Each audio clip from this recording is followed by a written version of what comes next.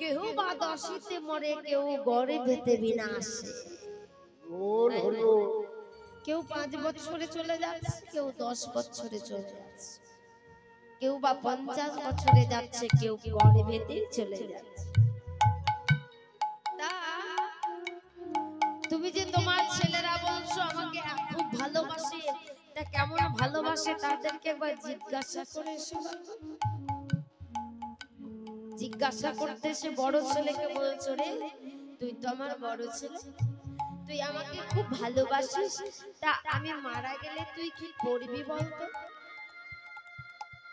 বড় ছেলে বলছে, বাবা তুমি যদি মারা যাও তাহলে আমি কি করব জানো? আমি ওই উঠোনে একটা আম গাছ আছে না, খুব মিষ্টি আম গাছ, ওই গাছের আমগুলো খুব মিষ্টি, ওই মিষ্টি আম গাছটা কেটে সেই কাঠ দিয়ে আমি তোমার শবদেহটাকে দাহ করব। বড় ছেলের কথা শুনে বাবা বলছে, বাহ, এই তো আমার সন্তান, যে আমার সন্তান আজ বলছে সামনে যে উঠোনের বড় যে গাছের আম সব থেকে মিষ্টি, সেই গাছের আম গাছটা কেটে নাকি আমাকে দাহ করবে। ঠিক আছে বাবা। এবার গেলেন কার কাছে? না দ্বিতীয় ছেলের কাছে। দ্বিতীয় ছেলের কাছে এসে বলছে, হ্যাঁ বাবা, আমি যদি মারা যাই তাহলে আমার জন্য তুই কি করবি? বলছে, বাবা তুমি যদি আমাদের ছেড়ে মারা যাও, এমন কথা কেন বলছো? তুমি কেন মারা যাবে? তুমি তো আমাদের কাছে থাকবে। না না, আমাকে তো একদিন না একদিন যেতে হবে, তা আমি যখন চলে যাব তুই কি করবি আমার জন্য? বলছে, বাবা আমি তোমার জন্য কি করব জানো? ওই নাম করা বাজার থেকে, দোকান থেকে, যেমন বলে না পুরুলিয়া, পুরুলিয়া কি বিখ্যাত? পুরুলিয়া কি বিখ্যাত? হ্যাঁ ও মা বলুন তো, কলকাতায় কি বিখ্যাত? কলকাতায় কি বিখ্যাত? রসগোল্লা। আর বর্ধমানের মিহিদানা। বলছি নাম করা দোকান থেকে রসগোল্লা, মিহিদানা, আর বলে না যে খুব ভালো ল্যাংচা কোথায় পাওয়া যায়? শক্তিগড়। শক্তিগড়ের ল্যাংচা। তাঁতিপাড়া জিলাপি। কি? তাঁতিপাড়া জিলাপি। তাঁতিপাড়ায় বলছে জিলাপি। আর বীরভূমে কি আছে? বীরভূমে বলছে মোরব্বা। খেয়েছে বীরভূমে মোরব্বা? তাই বলছে বীরভূমের মোরব্বা, কলকাতা রসগোল্লা, বর্ধমানের মিহিদানা, নাম করা বাজার থেকে, বড় বড় দোকান থেকে তোমার যখন শবদেহটা যখন শ্মশান ঘাটে নিয়ে যাবে, সবাইকে ভালো করে পেট পুড়ে খাওয়াবো। দ্বিতীয় ছেলেটা এই কথা বলেছে। এবার গেছে ছোট ছেলেটার কাছে। ছোট ছেলেটার কাছে গিয়ে বলছে, বাবা সবাই, আমার বড় ছেলে বলেছে আমি মারা গেলে আমার দেহটাকে নাকি মিষ্টি আম গাছের কাঠ দিয়ে নাকি আমার শবদেহটাকে দাফন করা। আমার মেজ ছেলে বলেছে আমার জন্য নাকি সবাইকে বড় বড় নাম করা দোকান থেকে মিষ্টি, রসগোল্লা, মিহিদানা এসে সবাইকে খাওয়া। তাহলে তুই আমার জন্য কি করবি? বাবা আমি তোমার জন্য না একটা স্মৃতি মঞ্চ করব। স্মৃতি মঞ্চ কেমন ভাবে করব জানো না? যেমন তেমন ভাবে করব না, ইট সিমেন্ট দিয়ে করব না, করব কি দিয়ে? ভালো ভালো পাথর দিয়ে, ভালো ভালো জিনিস দিয়ে আমি তোমার মূর্তি মঞ্চ তৈরি করব। যেই না এই কথা বলেছে আনন্দ ধরছে না যে আমার ছেলেরা আমার জন্য এত কিছু করছে। ছুটতে ছুটতে গুরুদেবের কাছে গিয়েছে, গুরুদেবকে বলছে গুরুদেব প্রণাম গুরুদেব, আমি বলেছিলাম, আচ্ছা আমি যে বলেছিলাম তোমার ছেলেরা তোমার জন্য কি করবে তুমি জিজ্ঞাসা করেছো? গুরুদেব আমি আমার ছেলেদেরকে জিজ্ঞাসা করেছি, আমার বড় ছেলে বলেছে আমাকে মিষ্টি আম কাটে দাহন করবে, ছোট ছেলে বলেছে সবাইকে ভালো ভালো খাবার খাওয়াবে, আর ছোট ছেলে বলেছে কি আমার জন্য মূর্তি মঞ্চ তৈরি করবে। সেই না বলেছে গুরুদেব বলছে আচ্ছা তা আমি শুনলাম, কিন্তু তোমার ইচ্ছে করছে না যে আমার ছেলেদেরকে একবার পরীক্ষা করে দেখি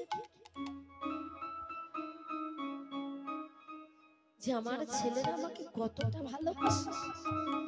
হ্যাঁ গুরুদেব পরীক্ষা তো করতেই পারি, কিন্তু কেমন ভাবে পরীক্ষা করব? বলছে শোনো কেমন ভাবে পরীক্ষা করবে জানো? এই যে আমি একটা ঔষধি দিচ্ছি, এই ঔষধি খেলে তুমি কিছুক্ষণের মতো মরার মতো হয়ে যাবে, কিন্তু তুমি কর্ণে সবই কিছু শুনতে পাবে। তাই যেই না গুরুদেব দিয়েছে সেই ঔষধি খেয়ে সেই বাবা আমার মরার মতো শুয়ে পড়েছে, কিন্তু কর্ণে সবই কিছু শুনতে পাচ্ছে।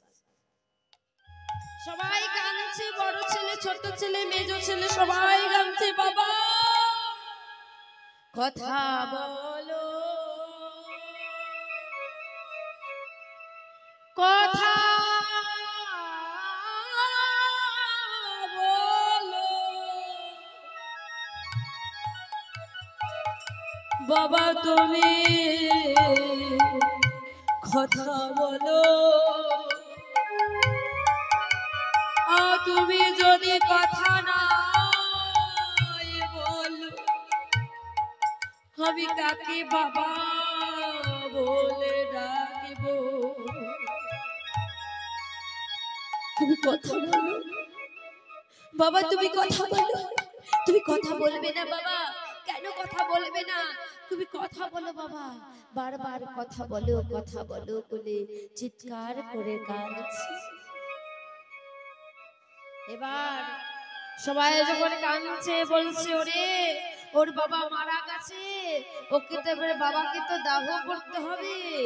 তখন বড় ছেলেকে বলছে তুই যে বলেছিলি দাদা যে বাবা মারা গেলে ওই উঠোনে মিষ্টি আম গাছটা কেটে বাবার দাহন করা হবে, তাহলে এবার আম গাছটা কাটার ব্যবস্থা হোক। যেই না বলেছে বড় ছেলে বলছে এই চুপ কর ভাই,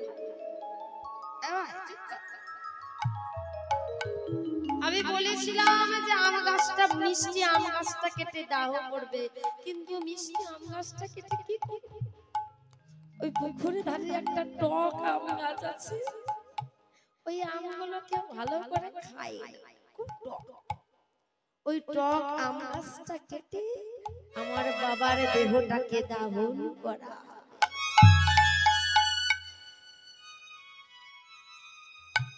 বাবা কিন্তু শুনতে পাচ্ছে যে বড় ছেলে আমার এমন কথা বলছে, তা না হয় হলো।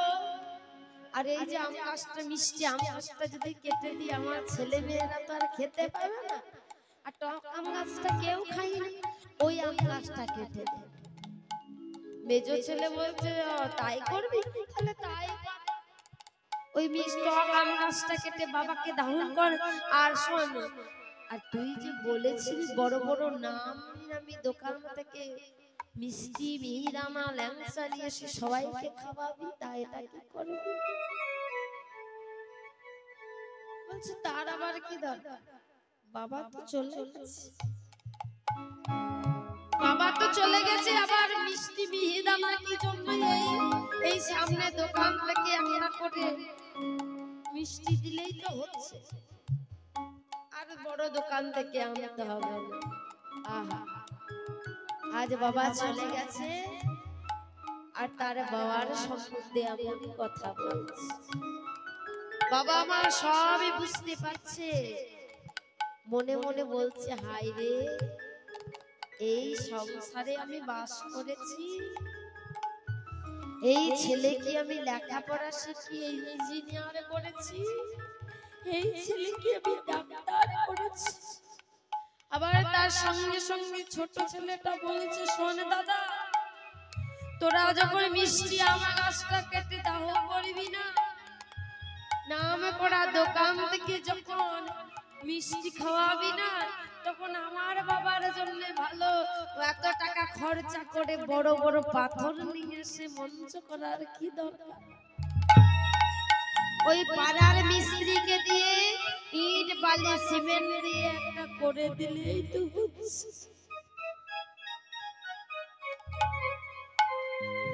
এই তো আমাদের সংসার। তাই যেই বলেছে বাবা মা, সেই যে ওষুধ খেয়েছে, ওষুধের আস্তে আস্তে যেমন শুয়ে আছে, আস্তে আস্তে সেই জ্ঞান ফিরেছে। যেই না জ্ঞান ফিরেছে, চোখের পাতা খুলেছে, চোখের পাতা খুলেছে, তারপরে কাঁদছে, প্রভু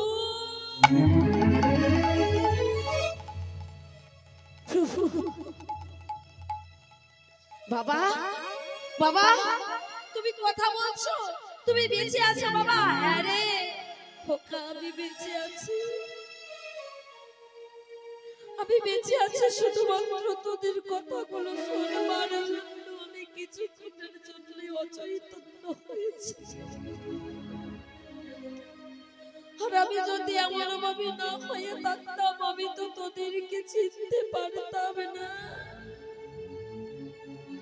তোদেরকে আমি অন্ধের মতো বিশ্বাস করলাম, তোদেরকে এত ভালোবাসলাম, সারা জন্ম ধরে তোদের জন্য কেটে কেটে সর্বস্ব দিয়ে দিলাম। তোদেরকে একজনকে ইঞ্জিনিয়ার করলাম, ডাক্তার করলাম, পুলিশ করলাম, কিন্তু তোদেরকে মানুষ করতে পারলাম।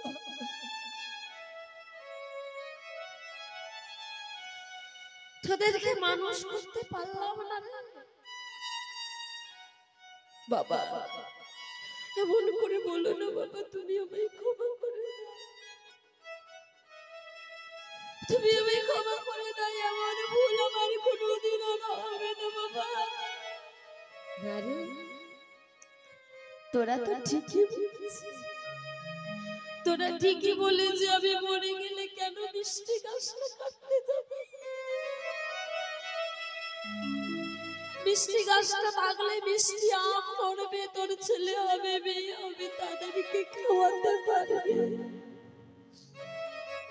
আর আমি চলে গেলে আমার তো শুধু দাহ করা কথা, মিষ্টি হোক আর টক হোক, আমার দেহটাকে শুধু দাহ করলেই হচ্ছে। যেই না বলেছে আর বাবা থাকতে না পেরে ছুটলি ছুটলি চলে যাচ্ছে, গুরুদেব দাও বলে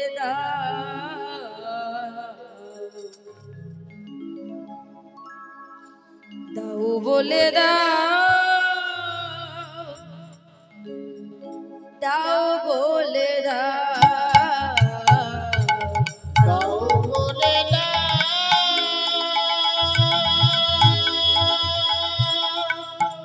তুমি